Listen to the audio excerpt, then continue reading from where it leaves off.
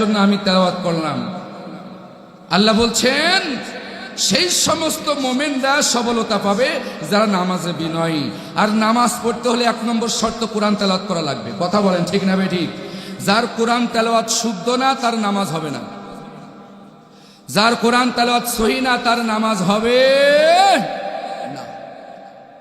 এই জন্য আমি বলছিলাম, আল্লাহর নবী বললেন বান্দা যখন আল্লাহু আকবার বলে এইভাবে তার দিলের সহিত কোরআন তেলাওয়াত শুরু করে দেয়, আল্লাহর দিকে রুজু হয়ে যায়, আল্লাহর দিকে মন দিলকে দিয়ে যখন নামাজ শুরু করে দেয়, আল্লাহ রাব্বুল আলামিন আরশ আজিম থেকে তার এই বান্দার দিকে রহমতের দৃষ্টি নাজিল করেন।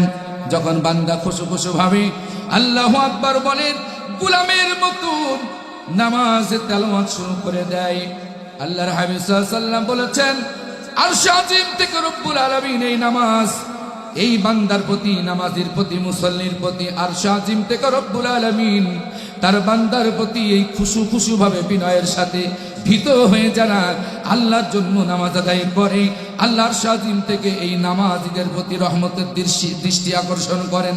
ততক্ষণ পর্যন্ত আল্লাহ রাব্বুল আলামিন এই নামাজীর প্রতি দৃষ্টি দেন যতক্ষণ পর্যন্ত সে খুশু খুশু ভাবে বিনয়ের সাথে মন দিলকে আল্লাহর দিকে রুজু করে তেলাওয়াত শুরু করে দেয় এবং আখেরি বৈঠক পর্যন্ত আল্লাহর দিকে রুজু হয়ে সালাত আদায় করে।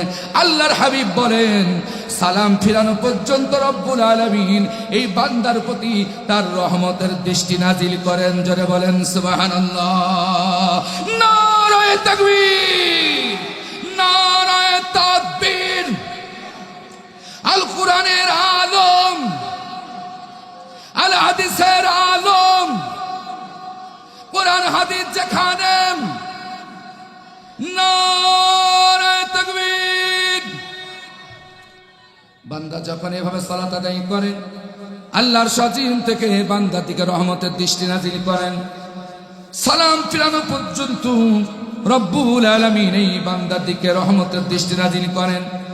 কিন্তু ওই বান্দা যখন নামাজ থেকে তার মনটা উল্টো দিকে নিয়ে যায়, ওই বান্দা যখন নামাজ থেকে তার অন্তরটা অন্য দিকে নোমায়ে দেয়, নামাজের ভিতরে খেয়াল থাকে না, নামাজের ভিতরে মন থাকে না, নামাজে আল্লাহু আকবার বলে মসজিদে নামাজ পড়ে ইমাম সাহেবের পিছনে লক্ষ্য করেন আমার দিকে, ইমাম সাহেবের পিছনে মসজিদের শুক্রবারের দিন জুমার দিন সালাত আদায় করে, যখন নামাজে দাঁড়াই আল্লাহু আকবার বলে ইমাম সাহেবের পিছনে যখন দাঁড়াই, উনি দৃষ্টি দেন মসজিদের ফ্যানের দিকে। ইমাম সাহেবের মাথার উপর একটা ফ্যান ঘোরে, সভাপতি সাহেব, সেক্রেটারি সাহেব, মুসল্লি সাহেব, সদস্য সাহেব, উনি নামাজের ভিতরে আল্লাহু আকবার বলে মসজিদের ওয়ালের দিকে নজর দেয় যে মসজিদের ওয়ালটা ঠিক আছে কিনা, রংটা ঠিক আছে কিনা। ফ্যানের দিকে তাকাই, ইমাম সাহেবের মাথার উপরে ফ্যান করে, ফ্যানের কালারটা ঠিক আছে কিনা, একটু জোরে ঘুরছে কিনা, তার ক্যাপাসিটার ঠিক আছে কিনা, তার কয়েল ঠিক আছে কিনা, জোরে ঘুরছে কিনা। নামাজ যখন শেষ হয়ে গেল, সভাপতি সাহেব, মুসল্লি সাহেব, সেক্রেটারি সাহেব, গ্রামের মুসল্লি সাহেব, সদস্যরা ইমাম সাহেবরে বলে হুজুর আমি নামাজের ভিতরে দেখলাম আপনার মাথার উপরে ফ্যানটা জং ধরে গেছে। কিসের ভিতরে বুঝেন নাই মনে হয়? নামাজের ভিতরে দেখলেন। কিসের ভিতরে? নামাজের ভিতরে আমি দেখলাম আপনার মাথার উপরে ফ্যানটা কি ধরে গেছে, জং ধরে গেছে, ঘটছে না ভালো। তাহলে নামাজ, এই নামাজের মনটা কি নামাজের ভিতর আছে? আল্লাহ বলছেন এই নামাজ যখন এরা এইভাবে আদায় করে আমি সাথে সাথে আমার রহমতের দৃষ্টি তার থেকে আমি উঠায় আনি। জোরে কর নাউজুবিল্লাহ। রহমতের দৃষ্টি আর তখন ওই বান্দা বান্দির দিকে থাকে না। হে আমার যুবকেরা খেয়াল করো, আমাদের নামাজ যেন মুনাফিকি নামাজ না হয়ে যায়। মুনাফিকি নামাজ পড়লে আল্লাহ দরবারে কবুল হবে না। সূরা মাউনে পড়েছেন, আল্লাহ তাআলা বলছেন ফাওয়াইলুল লিল মুসাল্লিন আল্লাযীনা হুম সালাতিহিম সাউন। সবাই বলেন আল্লাহু আকবার। কি আল্লাহু আকবার বলতে আপনাদের কষ্ট হচ্ছে? আজকে রাতটা যদি কোরআনের ময়দানে ওয়াকফ করে দিই আপনাদের কি ক্ষতি আছে? যারা বাজারে আছে ওরা লাভবান না আপনারা যারা বসছেন আপনারা লাভবান? আপনাদের সাথে ওদের তুলনাই করা যায় না। যারা বাজারে ঘোরাফেরা করছে আর যারা আপনারা সরাসরি কোরআন তেলাওয়াত শুনছেন, কোরআনের ওয়াজ শুনছেন, আপনাদের সাথে ওদের তুলনাই করা যায় না। সুবহানাল্লাহ জোরে বলেন। আপনারা এখন বসে আছেন আল্লাহর রহমতের চাদরে, এদিকে আমি কোরআন তেলাওয়াত করছি, আল্লাহর রহমত নাজিল হচ্ছে। সুবহানাল্লাহ জোরে বলেন। এই আয়াত কোরআনে আছে, আমি বলার সময় পাবো না, যেহেতু আমার বিষয়ের উপর আমাকে আলোচনা করে আপনাদেরকে আমি শোনাবো। 7টা গুণ আপনাদের অর্জন করতে হবে আজকের আলোচনা থেকে।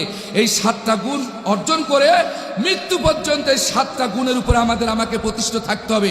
তা না হলে জান্নাতের ওয়ারিশ হওয়া যাবে না, জান্নাতের উত্তরাধিকারী হওয়া যাবে না। আজকের আলোচনা শুনলে আপনারা বুঝতে পারবেন। আমার যুবকেরা, আমার বাবাজিরা, আমার ভাইয়েরা, আমার আওয়ামী লীগের ভাইরা, বিএনপির ভাইরা, জামাত ইসলামের ভাইরা, আসুন। অনেক হয়েছে, অনেক হয়েছে, অনেক সময় নষ্ট হয়েছে। এখন আর এদিক সেদিক সময় নষ্ট না করে আল্লাহর কোরআনের জন্য নিজের জীবনকে অক্ষ করে দেন।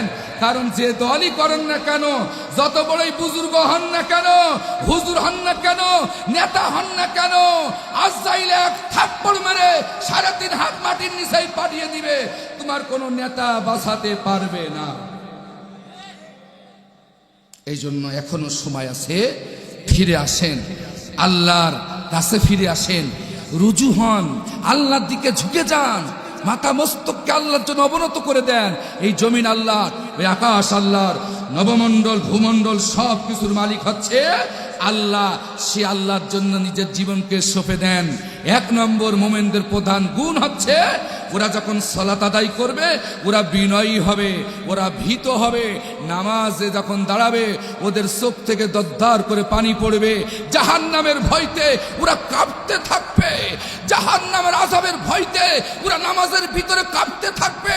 আল্লাহকে যখন স্মরণ করবে আল্লাহর ভয়তে ওদের কলিজা থরথর করে কাঁপবে, ওদের অন্তরটা কাঁপবে, ওদের মন দিল থাকবে শুধুমাত্র নামাজের ভিতরে আল্লাহর দিকে। এটা হচ্ছে মোমেনদের সফলতা পাওয়ার 1 নম্বর প্রধান গুণ। এবার আমরা যারা নামাজ পড়ি দেখেন তো এই গুণটা আছে কিনা, আমরা আসলে এইভাবে নামাজ আদায় করতে পারছি কিনা। যদি না পারি তাহলে আজকের থেকে সিদ্ধান্ত নিতে হবে আমাদের নামাজ যেন খুশু খুশু ভাবে হয়, আমাদের নামাজ যেন ভীত সন্তুষ্টের সাথে হয়, আমাদের নামাজ যেন শুধু আল্লাহর জন্য হয়। আমরা নামাজ পড়ব আল্লাহর জন্য। কিন্তু এক শ্রেণীর নামাজি আছে নামাজে দাঁড়ায় উদাসীন। ফাওয়াইলুল লিল মুসাল্লিন, যারা নামাজ পড়ে তাদেরকে তো মুসল্লি বলা হয়। কি বলা হয়? মুসল্লি বলা হয়। আল্লাহ বলছেন অতএব ওই সমস্ত মুসল্লিরা ধ্বংস হবে, ওই সমস্ত নামাজিরা ধ্বংস হবে।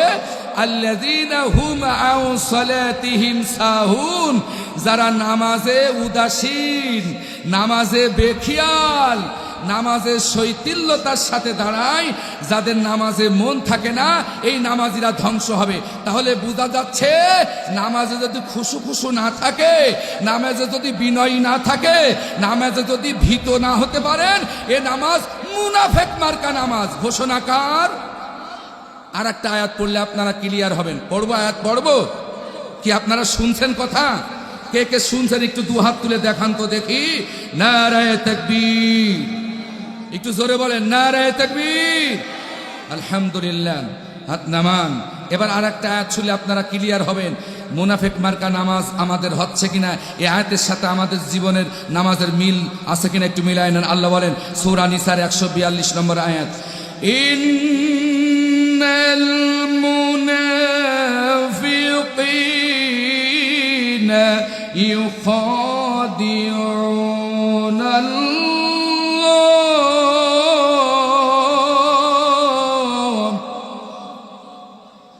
ওয়া হুয়া খাদিউহুম ওয়া ইযা ক্বামু ইলাস সালাতি ক্বামু কুসালা ইউরা